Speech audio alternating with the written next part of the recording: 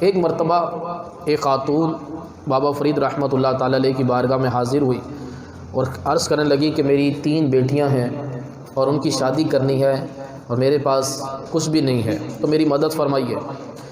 بابا فرید رحمۃ اللہ تعالی علیہ نے خادم سے کہا کہ خانقاہ میں جو کچھ ہے اسے دو، تو خادم عرض کرنے لگا کہ کچھ بھی نہیں بچا، سب کا سب جو ہے وہ خیرات ہو چکا ہے۔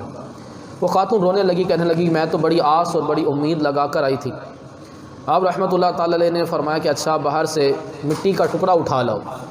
وہ خاتون ایک مٹی کا ڈھیلا لے کر آئی۔ آپ علیہ رحمٰ نے بلند آواز سے سورہ اخلاص پڑھ کر اس پر پھونکا تو وہ مٹی کا ڈھیلا سونے کا ٹکڑا بن گیا۔ آپ نے اس خاتون کو دیا اور سب یہ منظر دیکھ کر بڑا حیران ہو گئے۔ اس خاتون نے بھی جا کر مٹی کا ڈھیلا سامنے رکھ کر سورہ اخلاص کو پڑھ کر دم کرنا شروع کر دیا۔ 3 دن مسلسل وہ کرتی رہی لیکن مٹی سونا نہ بنی۔ بالآخر آپ علیہ رحمٰ کی بارگاہ میں حاضر ہوئی، عرض کی حضرت آپ نے بھی سورہ اخلاص پڑھی، میں نے بھی سورہ اخلاص پڑھی، لیکن آپ نے پڑھی تو مٹی سونا بن گئی، میں نے پڑھی تو کبھی مٹی کو کوئی فرق ہی نہیں پڑا۔ فرمایا عمل تو نے میرے والا ہی کیا ہے لیکن زبان میری والی نہیں تھی، میری طرح کی زبان نہیں تھی۔ تو محترم اسلام بھائیو، اس سے پتہ چلا کہ اولیاء کرام مشکلوں کو دور کرتے ہیں، مصیبت زدوں کو مصیبت سے نجات دلاتے ہیں، لوگوں کی حاجت روائی کرتے ہیں، اور اگر ان کے پاس بظاہر دینے کو کچھ نہ ہو تو اپنی طاقت کو استعمال کر کر مٹی کو سونا بنا دیتے ہیں۔ اللہ تبارک و تعالیٰ ولیوں کو یہ طاقت عطا فرماتا ہے۔ اور اس سے یہ بھی پتہ چلا کہ جو قرآن ہے، جو حدیث میں جو دعائیں بتائی گئی ہیں، جو بسم اللہ کی فضیلتیں بتائی گئی ہیں، نماز کی جو فضیلتیں بیان کی گئی ہیں، ہمیں اس کی تاثیر، ہمیں اس کی برکت نہیں ملتی۔ اس کی وجہ یہی ہے کہ دعائیں تو وہی ہیں لیکن زبانیں صحابہ اور اولیاء والی ان کی طرح کی نہیں ہے۔ نماز وہی ہے لیکن طریقہ ان کی طرح کا نہیں ہے۔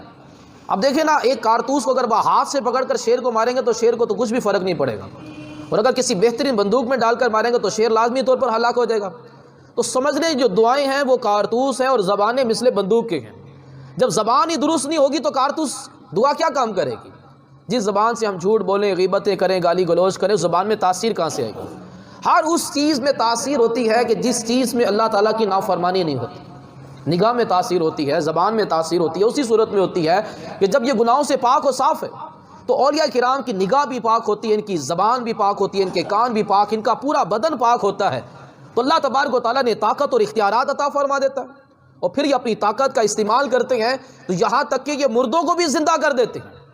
ایک بزرگ رحمۃ اللہ تعالی علیہ جن کا نام سید احمد جام اور ان کا لقب زندہ پیل، یعنی کہ ہاتھی کو فارسی ورن میں پیل کہا جاتا ہے، تو لوگوں کا ایک مجمع تھا، تو آپ اس مجمع میں گئے تو دیکھا کہ پوچھا کیا ہوا، کہا کہ ہاتھی مر گیا۔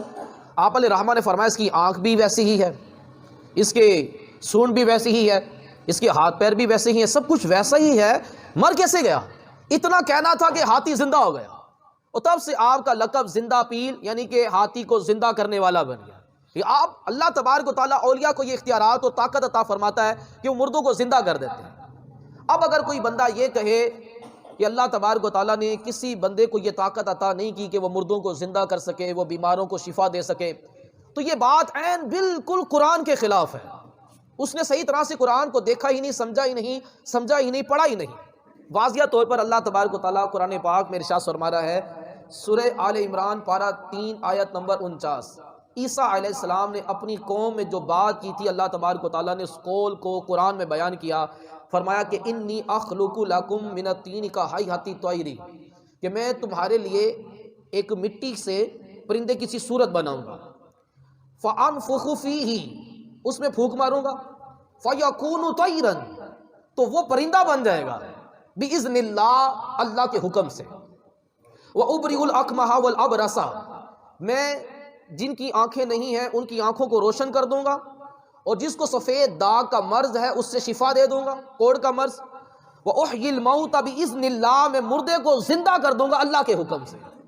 اب واضح طور پر قرآن یہ بیان کر رہا ہے کہ عیسیٰ علیہ السلام میں یہ طاقت کہ آپ مٹی کی مورت بنائیں اور اس میں پھونک ماریں تو وہ پرندہ بن جائے گا، جو نابینا ہے اس کو پھونک ماریں اس کی آنکھیں روشن ہو جائیں گی، جس کو کوڑ کا مرض ہے اس پہ ہاتھ لگا دیں تو وہ شفا پا جائے گا، جو مردہ ہے وہ زندہ بھی ہو جائے گا۔ تو اللہ تبارک و تعالیٰ اس سے یہ ثابت ہوا کہ اپنے بندوں کو یہ طاقت عطا فرماتا ہے کہ وہ مردوں کو زندہ کر سکتے ہیں، بیماروں کو شفا دے سکتے ہیں، وہ ہر طرح کی طاقت و اختیارات ان کے پاس ہوتے ہیں۔ تو یہ کرامتیں صحابہ کرام علیہ مردوان کے پاس بھی تھیں، اولیاء کرام کے پاس بھی یہ کرامتیں ہیں۔